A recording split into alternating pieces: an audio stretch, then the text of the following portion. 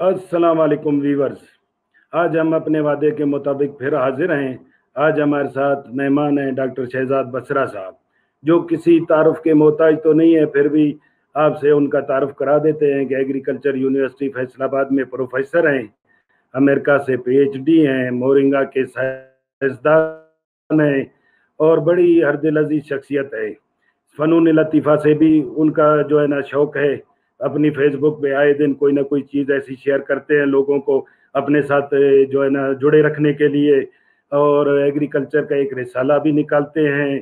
साथ साथ जो है ना किचन गार्डनिंग, हाइकिंग और एग्रीकल्चर टूरिज्म इनकी हॉबीज़ हैं। आइए उनसे मिलते हैं डॉक्टर शहजाद साहब से।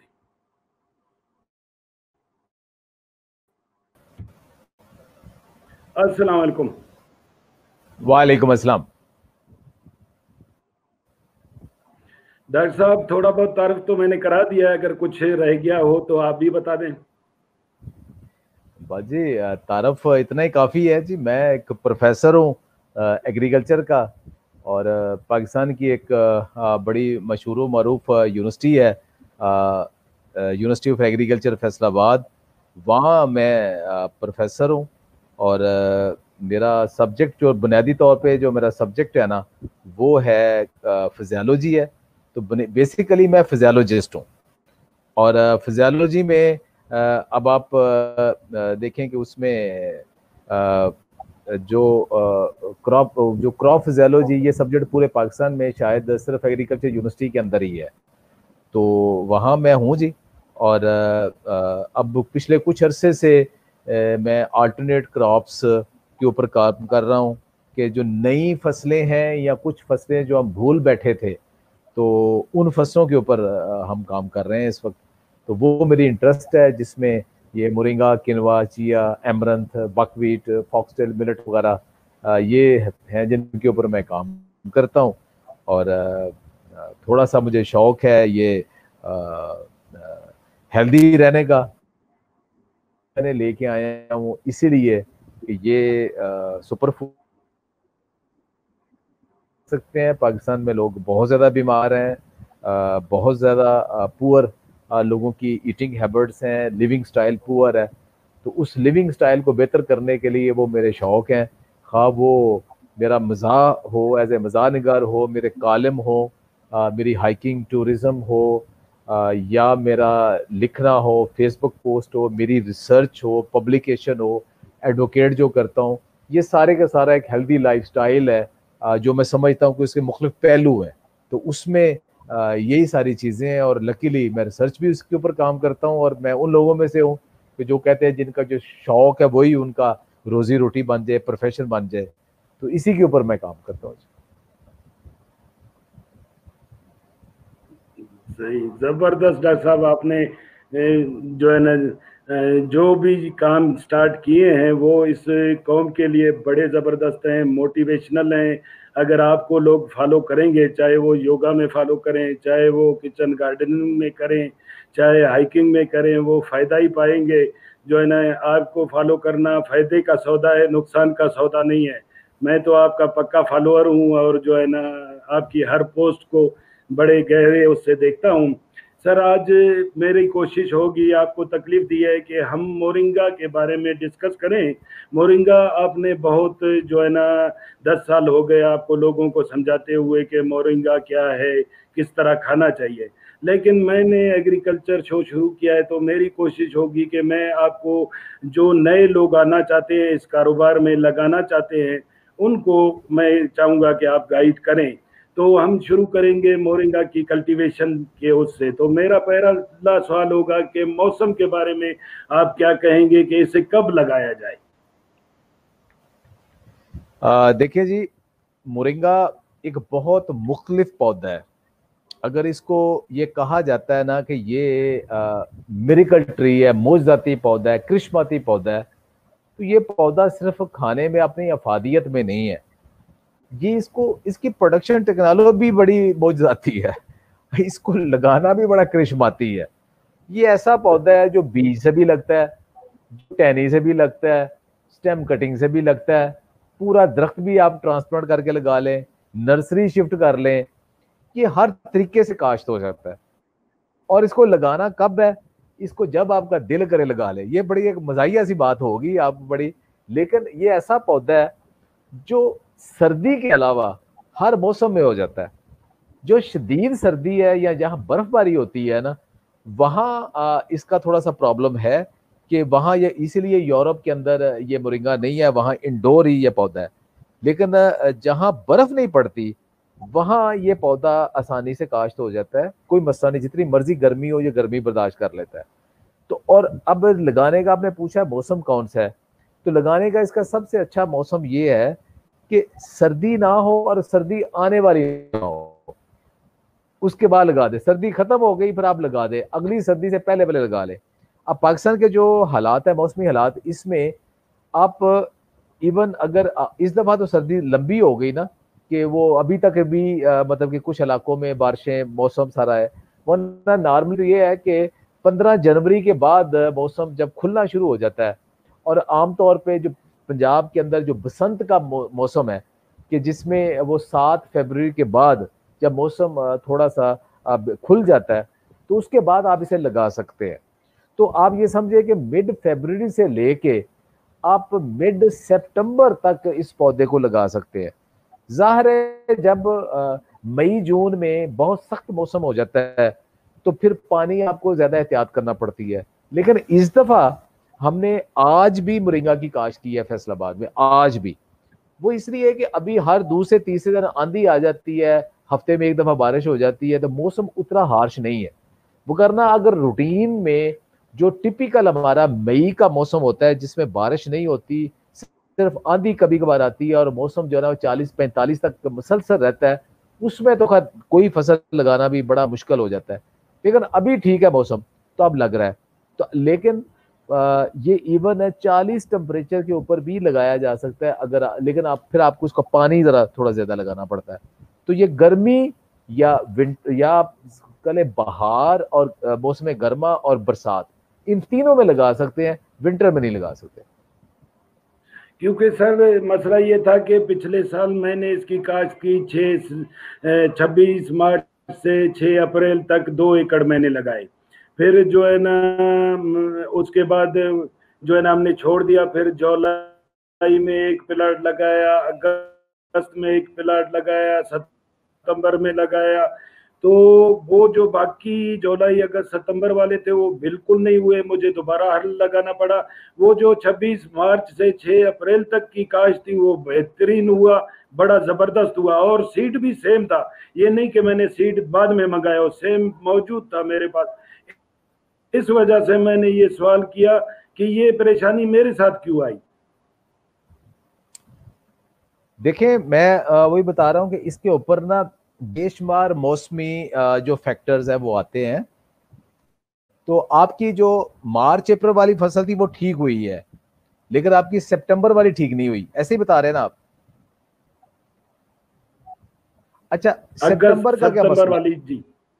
अच्छा, अगस्त सितंबर में क्या मसला है? अगस्त सितंबर में पौधे आपने लगाए, पौधे अभी बहुत छोटे थे, अभी 6-6 इंच के पौधे थे।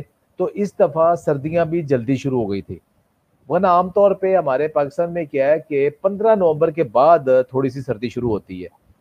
अच्छा, अब आपका सिब्बी वाला इलाका है, उधर थोड़ी सी शायद सर्दी भी थोड़ी ज्यादा होती है, गर्मी भी ज्यादा होती है, सर्दी भी ज्यादा होती है, तो वहां रातें ठंडा होना शुरू हो जाए। अब ये समझे कि जब रातें ऐसी ठंडी हो गई जिसमें आपको कंबल लेना पड़ेगा ना, तो मोरिंगा फिर माइंड करता है, खा वो छोटा है या बड़ा है, फिर उसकी ग्रोथ रुक जाती है। तो छोटे पौधे थे और उसके ऊपर सर्दी आ गई, तो फिर उसकी ग्रोथ जो ना वो रुक गई और उसका जर्मिनेशन जितनी हो गई बाकी फिर रह गई। लेकिन जो मार्च अप्रैल है उसमें आपको खुला मौसम मिला, फिर वो निकलता गया।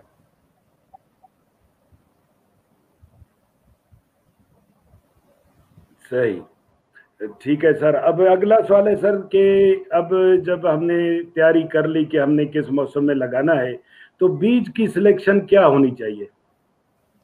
देखिए, मोरिंगा का जो बीज है ना, इसके लिए पहले ये समझना जरूरी है कि मोरिंगा जो ना वे क्रॉस पोलिनेटेड पौधा है, एक दरख्त है जो क्रॉस पोलिनेटेड है।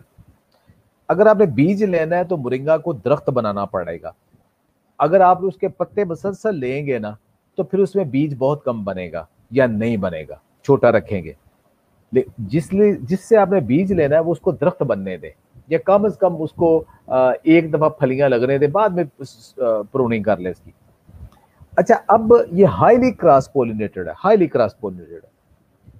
अब पाकिस्तान में वाजे तौर पे ना अब 3-4 किस्म के ना मोरिंगा की लैंड रेसेस हैं जो जो एक दूसरे से मुख्तलिफ है। एक वो है जो इंडियन हाइब्रिड है, जिसको हम PKM1 कहते हैं, उसके PKM2 भी आ गए हैं और नाम भी आ गए हैं। वो मोरिंगा उन्होंने तमिलनाडु में, वहाँ एक रिसर्च इंस्टीट्यूट है, वहाँ उन्होंने इसका बनाया है मोरिंगा का ना, और वो हाइब्रिड है। वो स्पेसिफिकली बनाया है उन्होंने फलियों के लिए, बीज के लिए और तेल के लिए।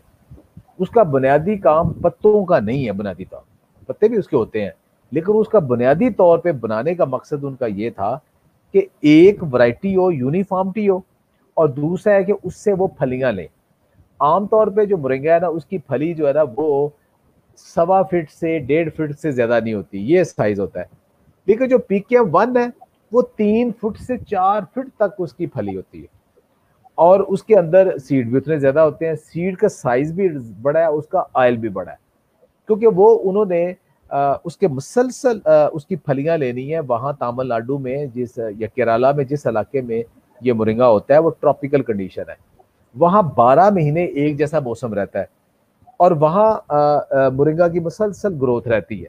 हमारी तरह नहीं, सर्दियां भी सवीयर है, गर्मियां भी सवीयर है, 4 मौसम ऐसा नहीं है। ये मोरिंगा बुनियादी तौर पे उधर ट्रॉपिकल इलाके का उन्होंने ये वर्ड डेवलप किया है। अच्छा, उसका जो बीज है ना वो लोग अब धड़ाधड़ पाकिस्तान में भी लेके आ रहे हैं। अब वो पौधा ट्रॉपिकल कंडीशंस का वहां का आदी है, यूनिफॉर्मिटी का, ज्यादा ठंड का आदी नहीं है और बहुत ज्यादा गर्मी का आदी भी नहीं है। वो पौधा वो दरमियाने मौसम का वो पौधा है, और उसके ऊपर मुसलसल फलियां लगती हैं। तो अगर तो यहाँ किसी का मकसद ये है कि उसने सारी गर्मियां हरी फलियां लेनी है, अगर उसका कारोबार ऐसा है, वो ये जैसे कराची में भी लोग हरी फलियां की एक लिमिटेड मार्केट है, और पूरे पाकिस्तान में हरी फलियों की कोई मार्केट नहीं, या दुबई वगैरह में, बाकी भी UAE में कुछ लोग जो ना हरी फलियां जो ना इंडिया से मंगवाते हैं, वहां पे शॉप से पड़ी होती हैं। तो अगर तो हरी फलियां आपका टारगेट है तो जरूर PKM1 लगाएं। अगर अच्छा, लेकिन अगर आपने पत्तों का बिजनेस करना है तो फिर PKM1 लगाने का कोई तुक नहीं बनता, ठीक है। उससे बेहतर है लोकल लैंड रेसेस लगाएं, ये ज्यादा हार्डी, और इस हमारे मौसम में और इसकी जो शिद्दत है मौसम में, इसमें ज्यादा ये यूज टू है, एडजस्ट है, अडेप्टेड है, वेल अडेप्टेड है। अच्छा, अब एक तो ये हो गया PKM1। उसके लिए बताया कि अगर आपने फलियों का कारोबार, बीज लेने हैं, तो फिर वो है बीज भी मेडिसिन के तौर पे, क्योंकि उसको बीज को उसके जो ग्रेन्स है उसको एज ए बीज इस्तेमाल करेंगे तो वो हाइब्रिड है, वो सेग्रीगेट कर जाएगा, अगले पौधे कमजोर होंगे, बड़े होंगे, वो तो नहीं, आप उसको बीज के तौर पे यूज नहीं कर सकते। और बहुत सारे लोग यही है कि उसकी F1 लगा बैठते हैं और उनकी कमजोर फसल होती है, ये भी हो रहा है। अगर ले रहे हैं तो रिलायबल सोर्सेज से ले, वो महंगा भी है सीड काफी ज्यादा। दुनिया में उसकी ट्रॉपिकल इलाकों में उसकी मार्केट सारी वही है। अगर आप मैं थाईलैंड में गया हूँ, Laos, Vietnam, Philippine, Bangladesh, Malaysia, Indonesia, ये सारी मार्केट इंडिया की PKM1 की है। वहां ये बड़ा जबरदस्त ग्रो, एक जैसा मौसम है, ट्रॉपिकल है, ये सारा उधर है, लेकिन हमारी कंडीशन में नहीं। अच्छा, अब हमारी जो कंडीशंस है ना, इसमें दूसरे कौन से दो हैं।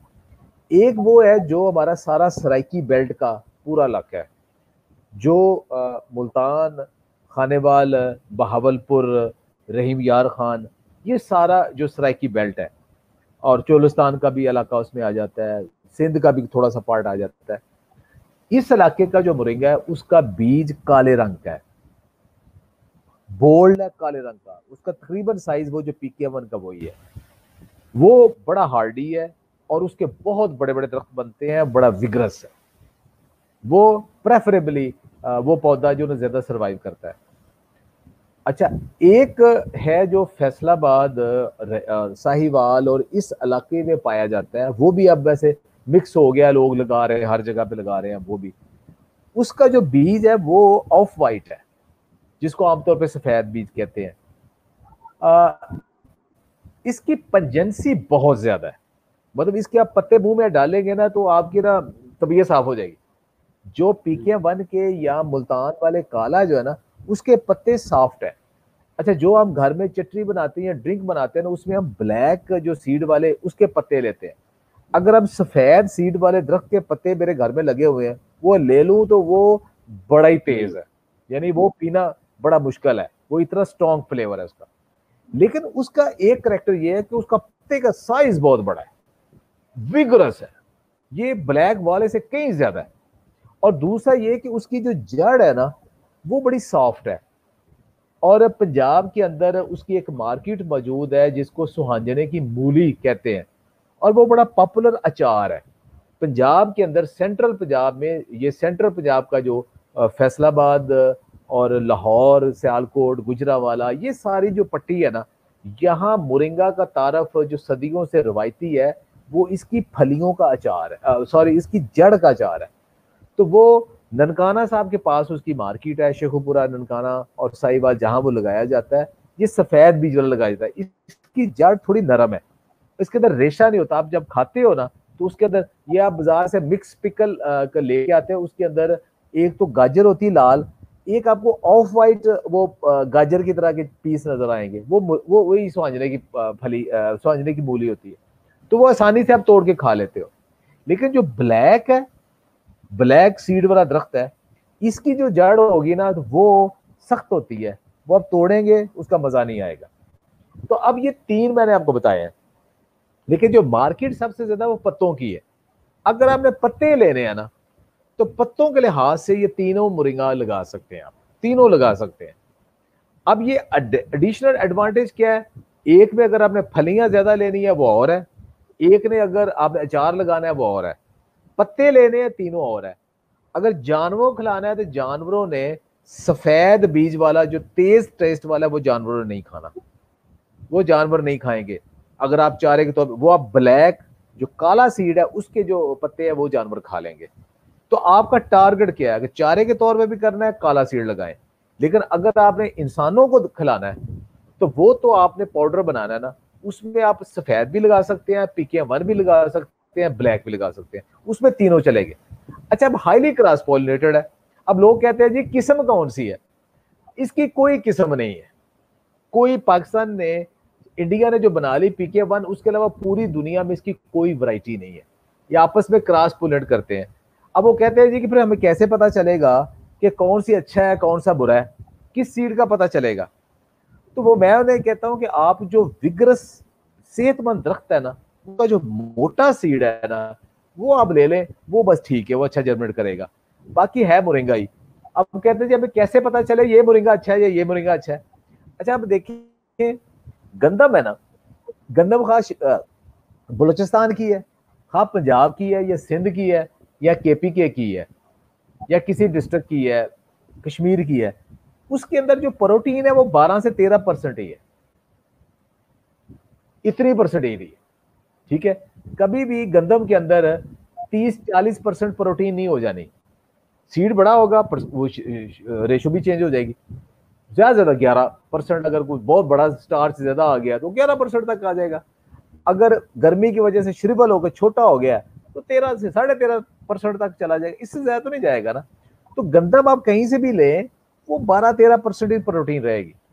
तो इसी तरह वो कभी दालों की तरह 20-22 नहीं हो जाएगी, वो सोयाबीन की तरह 40% नहीं हो जाएगी।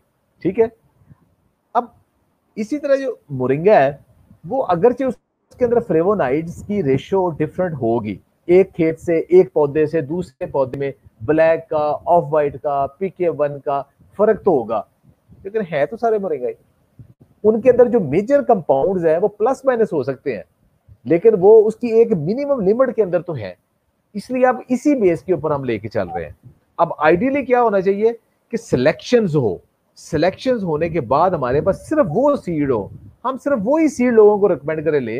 लेकिन अब जितने लग रहे हैं अभी वो एक जगह पे इतने एक सीड जो है ना अवेलेबल नहीं है, या किसी इंस्टीट्यूट ने अभी वो बनाए नहीं। दरख्तों के ऊपर काम करने का मसला ये है कि दरख्त जो है ना जिसे सीड देने, उसको कोई भी रिसर्च करनी उसको बहुत साल चाहिए। तो उसके लिए ब्रीडर बाकी सब कुछ पूरा इंस्टीट्यूट बनेगा, फिर काम करेगा। एक प्रोफेसर की बस की बात नहीं कि वो एक नई वैरायटी बना दे।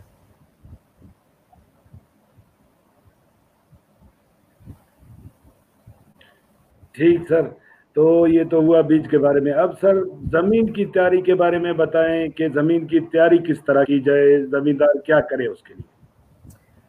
देखिए जी, अगर तो आपने उसको फसल के तौर पे लगाना है, तो उसके लिए जैसे हम मकई के लिए जमीन तैयार करते हैं ना, बिल्कुल वैसे ही जमीन तैयार करें, बिल्कुल मकई की तरह या आलू की तरह जैसे करते हैं, बिल्कुल वही उसी तरह पुराना जो रोटावेट करें, जमीन में 2 से 3 हल चलाएं, सुहागा चलाएं, और उसके बाद जैसे मकई के लिए आप 2.5 से 3 फुट के फासले के ऊपर खेलियां निकाल लेते हैं, तो इसी तरह वो खेलियां निकाले, उसके ऊपर 1-1 फुट के ऊपर के फासले के ऊपर जैसे मकई का चोपा लगाते हाथ से, वैसे ही मोरिंगा के सीड का चोपा लगा दे। ये बिल्कुल वही है। ठीक सर। मकई का तो हमारे यहाँ बलूचिस्तान में नहीं होता ना, आलू लगता है लेकिन काटन लगती है, तो तकरीबन वही समझ लें काटन से मिलता जुलता। जो उसी से मिलता जुलता है। तो इससे इससे इससे आपको तकरीबन ठीक सर। अब सवाल ये है कि सर ये जी जी जी। सवाल ये था सर कि जब मतलब 72 में लगाएं इसे, नहीं, या पहले जो है ना वो उसमें लगा दें, पहले चोपा करके फिर पानी लगा। देखिए आइडियल ये है कि आप 8 घंटे बीज को पहले पानी में भिगो लें, उसको पहले पानी में भिगो लें, प्राइमिंग कर लें 8 घंटे, उसकी फिर जर्मिनेशन बेहतर होगी, उसकी जो सीड कोट है वो सॉफ्ट हो जाएगा, सीड अच्छा आएगा। तो एक रात पहले सीड को भिगो दें और अगले दिन खुश्क में चोपा करें, और उसके बाद फिर पानी लगा दें। शोल्डर सोइंग करें ना, बिल्कुल टॉप पे नहीं करें, नीचे नहीं करें, जैसे शोल्डर सोइंग करते हैं तो रिज के ऊपर शोल्डर सोइंग करें, उसके बाद फिर पानी लगा दें। ये सबसे अच्छा यही है। अगर गर्मी ज्यादा है तो फिर आपको हफ्ते में 2 दफा पानी भी लगाना पड़ेगा, और आमतौर पे सीड जो है ना, वो 8 से 10 दिन के अंदर वो सीड आना बाहर स्टार्ट हो जाता है। और पहले इसकी हुक फार्म बनती है, हुक फार्म बन के फिर हुक खुलती है, फिर इसके लीफ बाहर आते हैं, तो आपको हुक नजर आएगी पहले। तो उससे ये होता है कि जमीन, अगर बारिश के फौरन बाद वहां पे सोइंग के फौरन बाद बारिश हो जाए, तो उसके ऊपर जिसे हम कहते हैं करंट बन जाता है, सख्त जमीन हो जाती है, तो फिर आपको हल्का हल्का पानी दोबारा लगाना पड़ेगा जमीन को नरम करने के लिए, वरना सख्त जमीन के अंदर फिर ये निकलना इसका ये मुश्किल हो जाता है। अच्छा सर, ये पानी के मतलब इरिगेशन पॉइंट ऑफ व्यू से इसकी क्या वो है, ये पानी ज्यादा चाहता है या पानी कम चाहता है, इसकी देखिए अपनी जी, मतलब रिक्वायरमेंट क्या है। देखिए जी, मोरिंगा अगर तो आपने दरख्त लगाना है ना, तो वो अगर आपने जैसे वो सराइकी बेल्ट में पूरा 4 फुट का डंडा लगा दिया, बरसात में लगा दिया, तो वहाँ बारिशें होती हैं, आप 1-2 दफा पानी लगा देंगे तो वो खुद ही हो जाता है।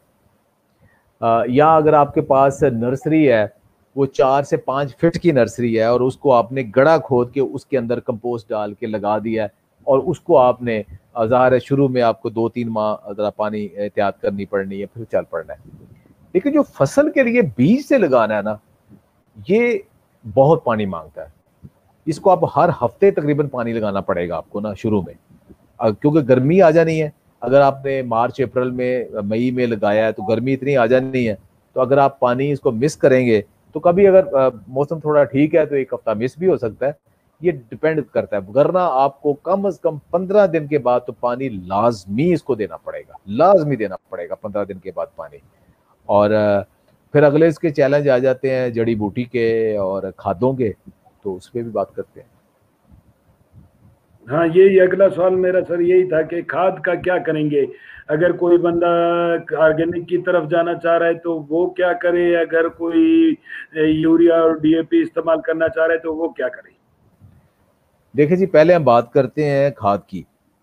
तो पहले तो ये 1 एकड़ में बिजाई के वक्त जब आप जमीन तैयार करते हैं ना, तो वहां आप डीएपी की 1 बोरी 1 एकड़ में बिजाई के वक्त डाल दें। उसके बाद आप पहले या दूसरे पानी के साथ, बेहतर है कि एक पानी छोड़ दें, उसको अभी जर्मिनेट होने दें। जब ये जर्मिनेट कर जाए ना 10 को दिन के बाद, जब आपको मोरिंगा नजर आना शुरू हो जाए, फिर उसमें स्प्लिट करके ना, इकट्ठी ना डालें, फिर कम से कम 3 हिस्से करके ना मोरिंगा इसमें यूरिया डालें। तो उसमें जो आधी बोरी यूरिया है ना, वो आप जो 1 महीने के बाद आपने लगाना है ना पानी, उसके साथ लगा दें। फिर उसको फिर अगले एक पानी छोड़ के अगला पानी, यानी 1 महीने के बाद फिर एक आधी बोरी फिर दे दे यूरिया। उसके बाद जब मोरिंगा पहुंच जाएगा ना 2-2.5 फीट के तक, उसके बाद तो फिर आपको ना हल्का हल्का यूरिया का छट्टा जब पत्ते मुसलसल लेंगे तो फिर आपको देना पड़ेगा। और पहले 1.5 महीने के अंदर अंदर अगर आप पोटाश भी साथ डाल देंगे ना, तो वो भी पौधे की डेवलपमेंट में, उसकी टॉलरेंस देने में ना 1 बोरी के एकड़ में काफ़ी है, तो वो भी पौधे को बहुत अच्छा करेगी। अच्छा, अब आप कहते हैं कि अगर आप उसको ऑर्गेनिक कर रहे हैं, देखिए मेरा ऑर्गेनिक के साथ बड़ा इख्तलाफ है। ऑर्गेनिक सिर्फ एक बस वर्ड है और एक फ्रॉड है और कुछ भी नहीं है। कोई चीज़ ऑर्गेनिक नहीं है। अगर कोई कहेगा कि मैंने ऑर्गेनिक प्योर करनी है, खालिस ऑर्गेनिक, अल्लाह करे कोई बीमारी ना आए, अल्लाह करे जड़ी बूटियां आप कंट्रोल कर लें, अल्लाह करे कि कोई इंसेक्ट आपकी तरफ ना आए और आपको बारिशें बहुत वक्त पे मिलती रहें, तो फिर ऑर्गेनिक किसी हद तक आप कर सकते हैं। लेकिन अगर कोई बीमारी आ जाए, जैसे अभी पूरे पाकिस्तान में मोरिंगा के ऊपर एक बीमारी आई हुई है, अगर उसके ऊपर दवाई आप स्प्रे नहीं करेंगे, दवाई नहीं डालेंगे, फसल खत्म हो जाएगी। आप बैठे रहे ऑर्गेनिक के लिए, वो कोई उसका नेचुरल कुदरती हल है ही नहीं है। आपको दवाई ही डालनी पड़ेगी, इसको मेडिसिन ही डालनी पड़ेगी, आपको वो करनी पड़ेगी। जड़ी बूटी है वो आप मैनुअली करनी पड़ेगी, वो काफी एग्रेसिवली करनी पड़ती है। अच्छा, दूसरा ये कि आप फॉर एग्जांपल आप बरानी इलाके में आपको बारिशें मिलती हैं, तो वो किसी हद तक ठीक है। और साथ आपने फर्मेंटर बनाया हुआ है जिसके अंदर आपने गोबर है या आपका मोलेसिस है, उसके अंदर आपके पास इनाकुलम है और उसमें आपने नेचुरल खाद बनाई हुई है, नेचुरल कंपोस्ट बनाई हुई है, फिर तो आप वो अप्लाई करें, ठीक है, फिर तो गुजारा हो जाएगा। लेकिन अगर आपके पास फर्मेंटर भी नहीं है और आपके पास कोई अच्छा मदर कल्चर भी नहीं है और आपने कोई अच्छा कंपोस्ट बनाई भी नहीं है, तो फिर पौधे को न्यूट्रिशन तो देनी है ना। पौधे को कुछ खिलाएंगे तो पौधा आपको खिलाएगा ना। तो ये हमारा क्रॉप न्यूट्रिशन का बड़ा एक पॉपुलर एक स्लोगन है कि feed the plants before they can feed you. ठीक है, पौधे को कुछ खिलाएंगे, उसके अंदर सब कुछ होगा तो वो आपको खिलाएगा ना।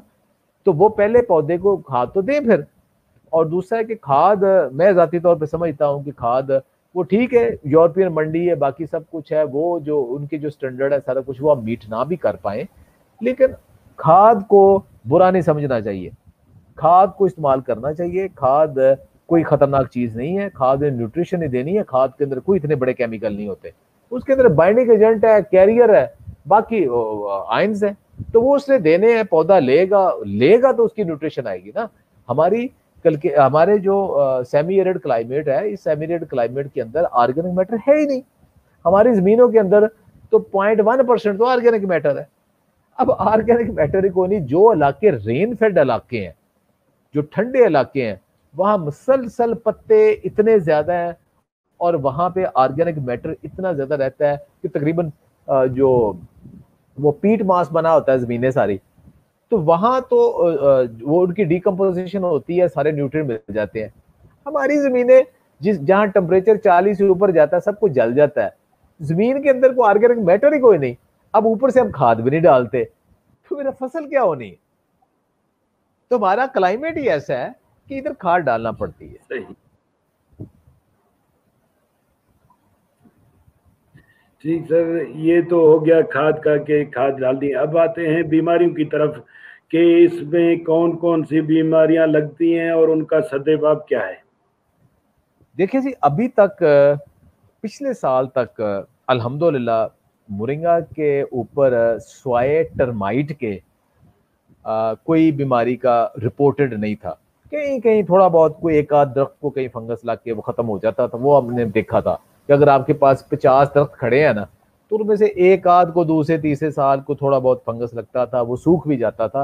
वो माइंड नहीं करते थे कि चलो आपके पास एक आध दरख्त हो गया, दवाई क्या यूज करनी है। टर्माइट जो ना दीमक जिसे हम कहते हैं, ये इस दरख्त को लगती है। तो अगर जिस इलाके में टर्माइट मौजूद है वो मोरिंगा की जड़ों के ऊपर भी लगती है। तो जब इसकी जड़ों के ऊपर लगती है तो इसको ये खा जाती है फिर। तो आमतौर पे निशानी, अब मेरी ऑब्जर्वेशन ये है कि जो जिस मोरिंगा के दरख्त के ऊपर ना गूंद बहुत ज्यादा निकलना शुरू हो जाए, आप देखते हैं जगह जगह से गूंद निकल रही है, गम निकल रही, बड़े खुश हो रहे हैं, ये मोरिंगा के ऊपर गूंद निकल रही, भाई गूंद ले जी, गूंद इसकी मेडिसिन वैल्यू है। मैंने तो ये देखे, जिस पौधे में ज्यादा गूंद निकले वो बाद में सूख जाता है। और निकलता क्या है कि वो पौधा अपनी सर्वाइवल की तरफ जा रहा था और उसकी जड़ों में दीमक लग गई या कोई बीमारी लग गई और पौधा खत्म हो गया, और पता लगता है ठा पौधा गिर गया, खत्म हो गया पौधा। अच्छा, लेकिन जब से ये कमर्शियल शुरू हुआ है ना, वो थे दरख्त थे, आपके पास 5-6 दरख्त खड़े हैं, एक में लग गया, आप परवाह नहीं करते थे, कोई बात नहीं, कुछ नहीं हो गया। लेकिन जब से ये फसल के तौर पे मुतारफ हुआ है तो जाहिर है उसके ऊपर फिर बीमारियां भी आना शुरू हुई हैं। और इस दफा जो क्लाइमेट चेंज हुआ है बहुत ज्यादा, अब सर्दी गई नहीं पंजाब में, तो अब ये है कि हमारे यहाँ वगरना हमारे मार्च के एंड पे एसी चलना शुरू हो जाते थे, अप्रैल सारा एयर कंडीशन वाला मौसम होता था, मई जून तो खैर छोड़ें जो सूरत है। अब ये हो रहा है कि एक दिन ज्यादा एसी चलता है, तो अगले दिन आंधी आ जाती है, बारिश आ जाती है, फिर 1-2 दिन आपके ठीक गुजर जाते हैं। अब मौसम ऐसा चल रहा है। अब उसमें ह्यूमिडिटी भी है, बारिशें भी इतनी ज्यादा है, बारिशें खत्म ही नहीं हो रही। अब उसकी वजह से, ह्यूमिड कंडीशन की वजह से इस दफा फंगस का अटैक आ रहा है। टर्माइट का भी है लेकिन फंगस का अटैक बहुत ज्यादा आ रहा है। और उसमें क्या है कि जैसे आपने वो इवन बलूचिस्तान से लेके पंजाब तक हर जगह के ऊपर ना उसका ये बहुत बड़ा ये प्रॉब्लम आ रहा है। और उसमें क्या है कि जैसे अगर आप ये देख सकें कि ये इस तरह का आता है कि पहले उसके जो पत्ते हैं ना, उसके पत्ते जैसे झुलसाओ होता है ना, पत्ते उसके ऊपर वाइट वाइट स्पॉट नजर आना स्टार्ट हो जाते हैं। पहले वाइट वाइट पत्ते उसके स्पॉट नजर आते हैं, स्पॉट नजर आने के बाद फिर क्या होता है कि फिर आहिस्ता आहिस्ता वो पत्ता सारा सारा ब्राउन होना शुरू हो जाता है, चुड़मुड़ होने शुरू हो रहे हैं। चुड़मुड़ होने के बाद फिर वो पत्ते जो है ना, वो पूरा का पूरा दरख्त जो है ना वो बिल्कुल वो गिर जाता है। तो अगर आप ये देख सकें कि इस तरह की पोजीशन हो जाती है कि ऊपर जो टिप है ना वो खुश्क होना शुरू हो जाती है। एक ये याद रखें, मोरिंगा जितना मर्जी उसके ऊपर अटैक हो जाए, उसकी जो ऊपर वाली टिप है ना, ऊपर वाली टिप वो हरी रहती है, उसकी टिप हरी रहती है और उसमें कोई मसला नहीं आता, वो बेहतरीन रहती है। लेकिन इस बीमारी के साथ क्या है कि इस किस्म का जाला बनता है, इस किस्म का पहले बनता है जाला बनने के बाद फिर वो ड्राई होना शुरू हो जाता है और उसकी ऊपर वाली जो टिप है ना वो सूख जाती है, ऊपर वाली टिप सूख जाती है। और उसके बाद वो पौधा जो है ना, अगर फौरी तौर पे आप क्लोरोपायरोफास और सल्फर की कोई भी मेडिसिन, ये दोनों इकट्ठी अगर आप उसमें जो नहीं देते तो ये पौधा फिर नहीं बचता। अगर फौरी तौर पे ये दोनों आप इसको फ्लड भी कर सकते हैं, इनको स्प्रे भी कर सकते हैं, तो बेहतर ये है कि इसमें टर्माइट की भी साथ मेडिसिन दे दें एहतियातन, और क्लोरोपायरिफास भी दे दें, और साथ आप उसमें सल्फर की कोई भी मेडिसिन जो है ना वो आप अप्लाई कर दें। उससे ये फंगस भी, और अगर साथ कोई कुछ ना कुछ अटैक्स उसमें ना वो भी आ रहे हैं, स्नेल्स भी आ रहे हैं, तो इस क्लाइमेट चेंज तो वो खत्म हो जाएंगे। उसके बाद फिर देखा है कि फसल दोबारा नए पत्ते निकालना शुरू कर देती है, क्योंकि अभी उसमें वो नीचे तक नहीं गया था जब ऊपर चंद एक पत्ते झुलसाव में आए। लेकिन अगर आपने देर कर दी तो फिर आहिस्ता आहिस्ता आहिस्ता पूरे का पूरा पौधा सूख जाता है, जब जड़ों तक वो पहुंच जाए फिर वो पौधा नहीं बचता। तो ये इस दफा ये बीमारी मोरिंगा के ऊपर बलूचिस्तान से लेके पंजाब तक मुख्तलिफ जगह के ऊपर ये रिपोर्टेड है। और इसके फौरी तौर पे जो ही आपको ये नजर आए, क्योंकि एक ये फंगल डिजीज ऐसी होती है कि एक पौधे को लगेगी, दूसरे को, तीसरे को, चौथे को, बड़ी तेजी से फैलती है, तो उसमें फौरी तौर पे आप वो फ्लड कर दें या स्प्रे कर दें दवाई। इसके अलावा बाकी हमें रूटीन में मोरिंगा के ऊपर कोई ऐसी मेडिसिन स्प्रे यूज नहीं करना पड़ती थी, ये इसी दफा आया है। सही। और दूसरा सर ये है सवाल था कि अब जब यहाँ तक हम पहुंचे हैं कि जब ये कहाँ से इसकी फसल लेना शुरू करे जमींदार, मतलब कितनी बड़ा होने के बाद इसकी कटाई शुरू करे और कितने अरसे में ये बड़ा होता है? देखिए जी, अगर आपको इसको खाद पानी ठीक देते रहें और साथ जड़ी बूटी को साफ रखें, क्योंकि कोई भी सेलेक्टिव हर्बेसाइड आपके पास ऐसा नहीं है कि आप वो अप्लाई करें और उससे जड़ी बूटी साफ हो जाए और मोरिंगा कुछ ना हो, मोरिंगा इफेक्ट होगा। तो उसमें क्या है कि आपको मुसलसल उसमें आप समझे कि जब भी उसमें आपको नजर आए जड़ी बूटी, आपको वहां करना पड़ेगा। कई मुल्कों में तो मैं ऐसा देखा है कि वो ये करते हैं कि छोटे जो ट्रैक्टर है ना, अगर वो 5 फीट का ट्रैक्टर है ना, तो वो road to road distance 5 feet का रख लेते हैं। वो हर महीने उसके अंदर ट्रैक्टर फेर देते हैं, हल चला देते हैं, जड़ी बूटी साफ हो जाती है। ठीक है, तो बहुत सारी जगह तो ना वो ऐसा ही करते हैं कि 5-5 फीट के फासले पे के पौधे लगा देते हैं लाइनों में, और दरमियान में ट्रैक्टर चलता है। वो सबसे कास्ट इफेक्टिव है। मैंने भी यहाँ उसकी कोशिश की है कि कुछ इलाकों में ऐसे करके देखें, क्योंकि जब अब आप, लेकिन उसमें पौधे थोड़े मिलेंगे आपको, जाहिर है पौधे उसमें कम हो जाएंगे। आप 1 फुट से कम फासले पे आपने पौधा क्या लगाना है? अच्छा, अगर आप लगाते हैं ये 2.5-2.5 या 3-3 फीट के फासले के ऊपर, तो इसमें तो कोई ऐसी मशीन नहीं फिर सकती। हमारे यहाँ अभी ऐसे कोई वीडर अवेलेबल नहीं है मैनुअल के, छोटा सा वीडर, जैसे कुछ लोगों ने तो वैसे वो मोटरसाइकिल के पीछे भी लगाए हुए हैं, या कुछ इलाकों में देखा है एक गधे के साथ भी पीछे एक छोटी सी तरफाड़ी टाइप लगा लेते हैं, वो उसके अंदर चलाते रहते हैं। फिर तो ठीक है अगर आपने ऐसा कर लिया, वरना ये है कि आपको वो कसौले के साथ और इसे कसे जो स्पेड है, कही है, कसी है, उसके साथ आपको सफाई करना पड़ती है इसकी। तो वो लेबर काफी लगती है आपकी। वो वो लगाएंगे तो तब मोरिंगा की फसल चलेगी। अगर वो आप इसके अंदर जड़ी बूटी को साफ नहीं करेंगे साथ साथ, तो फिर सारा खाद पानी सब कुछ उसने ले लेना है और मोरिंगा की फसल बहुत ज्यादा इफेक्ट होती है। और फिर जो इसके अंदर जड़ी बूटी है, जड़ी बूटी के ऊपर बीमारियां भी आती हैं, उसके ऊपर इंसेक्ट भी आता है, वो फिर इसके ऊपर ही आएगा। एक तो सबसे बड़ा मोरिंगा का जो खर्चा है वो उसकी जड़ी बूटी साफ करना है। ये जड़ी बूटी आपने साफ रखनी है।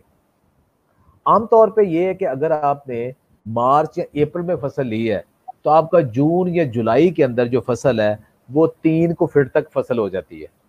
जब 3 फीट तक फसल हो जाती है ना, तो फिर उसको ना ऊपर से टॉपिंग कर देते हैं, साइडों से भी पत्ते उतार लेते हैं।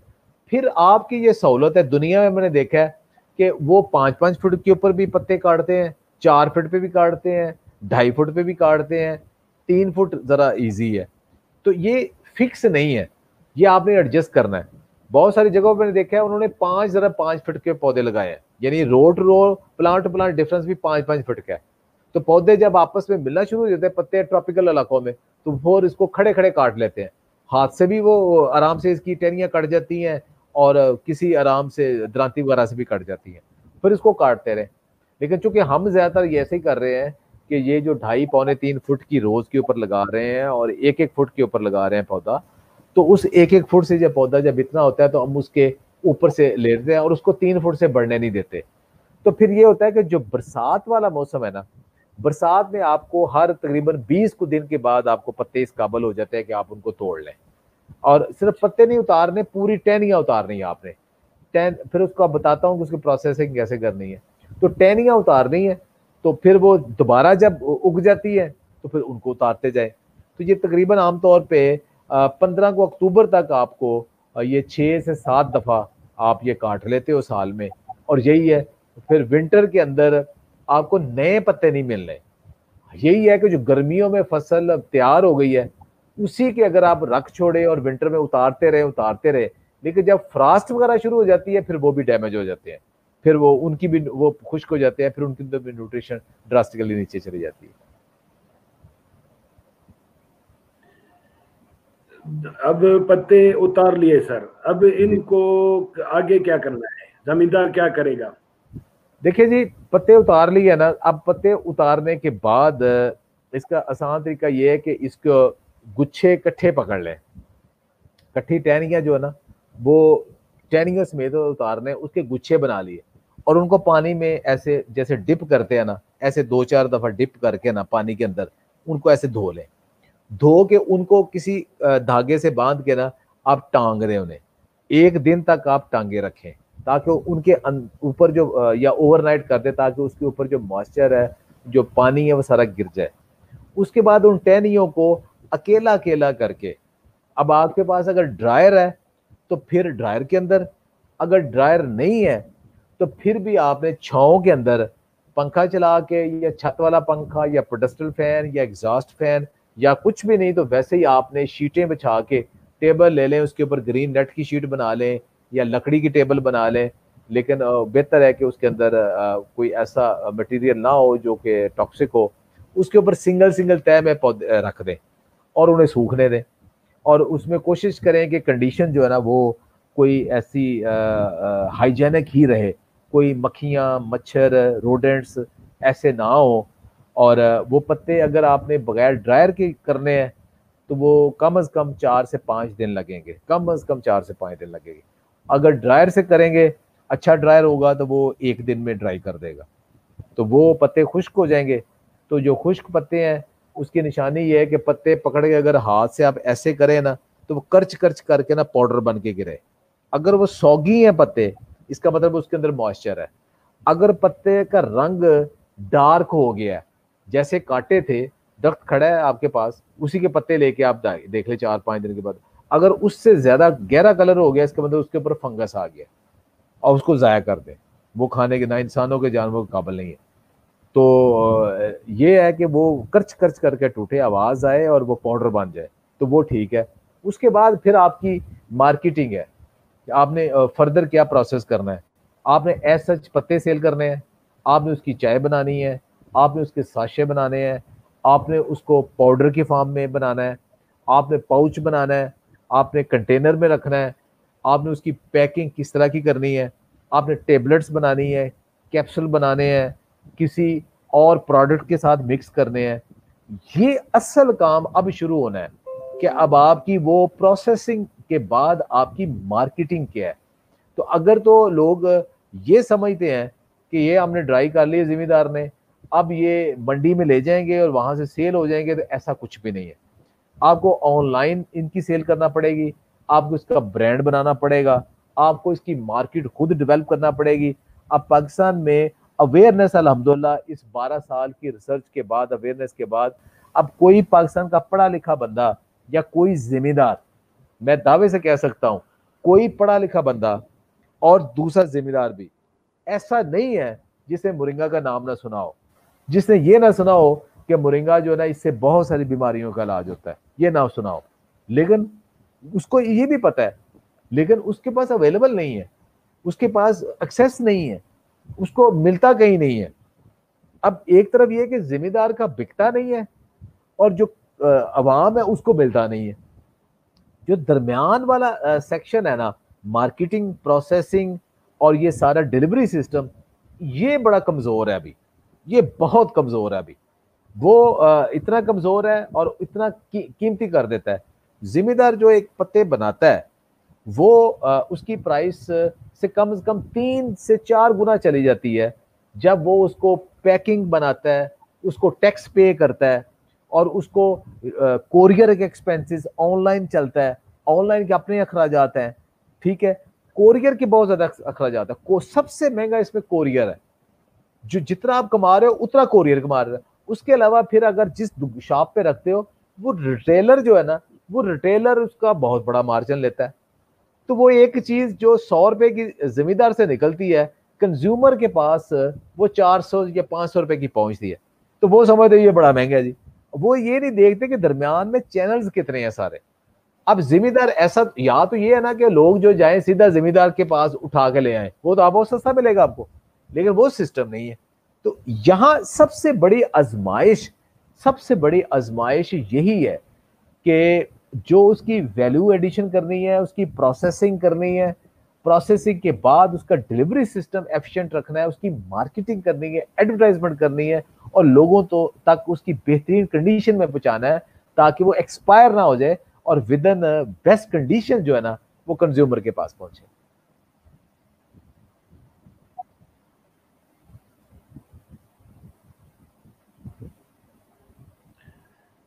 तो आसान है डॉक्टर साहब, मैं भी कर रहा हूँ, आप भी अपने फार्म से कर रहे हैं। जमींदार अगर हिम्मत करे, आज के दौर में सहूलतें बड़ी मिल जाती हैं, बड़ा इजीली है एक्सेस नेट पे भी, हर चीज पे, तो आसान है, इतना मुश्किल नहीं है, जमींदार कर सकता है मेरे ख्याल में। क्योंकि मैं भी 2 साल पहले जब आपसे पहली दफा मिला तो मेरा सवाल भी यही था कि मैं कहाँ बेचूंगा, तो आपने ही कहा कि आप नेट पे बेचेंगे, तो मैंने कहा ये तो बड़ा मुश्किल काम है।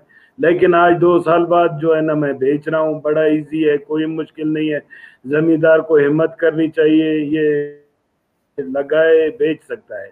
अब आखिर में एक सवाल करूंगा कि ये सारा प्रोसेस होने के बाद, मैंने ये सवाल रखा भी आखिर में इसीलिए था कि ताकि दिलचस्पी कायम रहे जमींदार की, कि ये कितने पत्ते पर एकड़ दे देता है जो है ना साल में?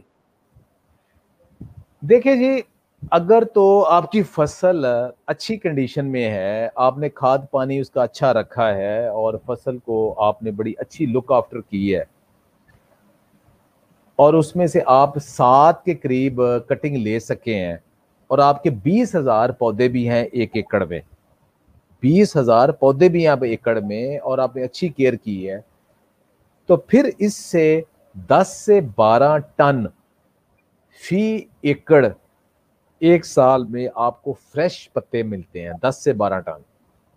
और उसमें से जो आपने ड्राई पाउडर लेना है, ड्राई पत्ते लेने हैं, वो तकरीबन 1 से 1.5 टन है।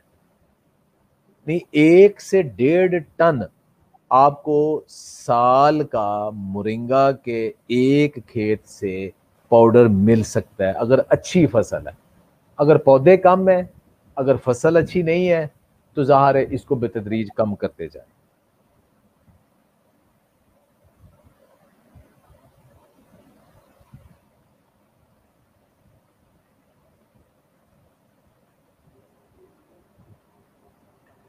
डॉक्टर साहब थोड़ा सा आवाज कट गई मेरे, नेट में शायद थोड़ा मसला था। आपने कहा 1 से 1.5 टन पत्ते मतलब पाउडर मिल सकता है। जी अगर 1 से 1.5 टन पाउडर मिलता है, ये तो बहुत बड़ी हैंडसम अमाउंट बन जाती है। क्योंकि एवरेज जो मैंने नोट किया है, ये तो 1500 से 2500 के दरमियान इस मुल्क में बिक रहा है। कोई कंपनी 1500 में बेच रही है, कोई 2500 में। अगर इसको 1500 रुपए में भी लगाया जाए 1 टन की कीमत, ये तो जमींदार बहुत इससे कमा सकता है। तो जी। आखिर क्यों नहीं इस तरफ आ रहे लोग?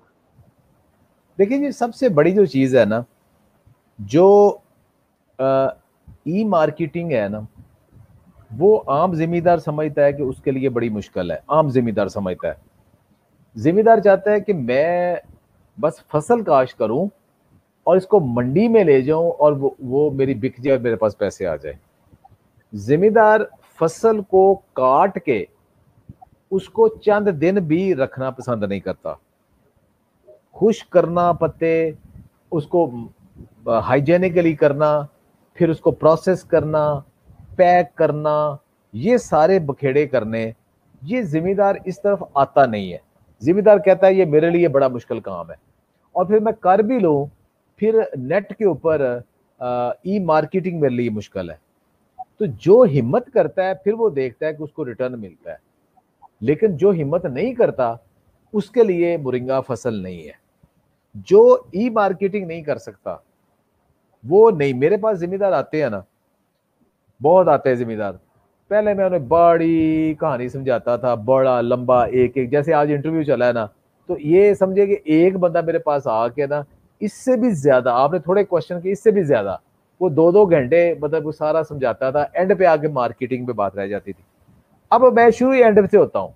मैंने कहा तू काश करना छोड़ दे, भूल जाओ, मोरिंगा काश करना ही नहीं तुमने, तुम्हें मार्केट से अवेलेबल है भाई। तुम मार्केट से, मैं तुम्हें कंटेंट बताता हूँ, तुम पहले उसमें से 1 मन मोरिंगा पत्ते ले लो, ठीक है, अब उसे बेच के दिखाओ पहले, तुम छोड़ दो, वो काश बाद में हम कर लेंगे। तुम समझो तुम्हारे पास 1 मन मोरिंगा पाउडर पड़ा है तुम्हारे पास, अब उसको बेचो भाई तुम। अब उसमें मार्जिन थोड़ा रख लो, बेचो। कल को कहो मैं उसका मार्जिन बढ़ाना है अपना ग्रो करके, वो बाद में कर लेना, पहले ये करो। वो कहते हैं जी, मैं नहीं, मैंने तुम्हें नहीं बताना सीड कहां से लेना है, मैंने तुम्हें नहीं बताना कैसे काश करना है, मैंने तुम्हें कुछ नहीं बताना। मैं सिर्फ तुम्हें ये बता रहा हूं कि मैं तुम्हें नंबर दे देता हूँ 2-3 जिनसे आपको पाउडर मिल जाएगा। आप पाउडर हो पहले अपने बेच के दिखाओ। अगर आप बेच सकते हो, आपके पास मार्केटिंग स्किल है, फिर मैं आपको जाकर खुद लगवा दूंगा। असल बात ये करने वाली।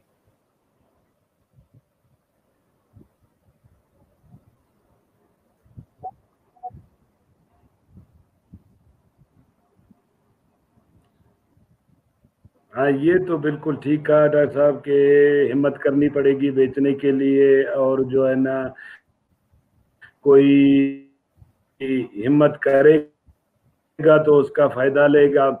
सारी बातें तकरीबन घर तक पाउडर तक पहुंचा दी हमने, शुरू से आखिर तक। अब आखिर में मैं आपसे ये पूछूंगा कि अगर कोई चीज मुझसे पूछना रह गई है, क्योंकि मैं तो हूं आपका शागिर्द, आपने है आप बताना चाहते हैं तो आप वो बता सकते हैं।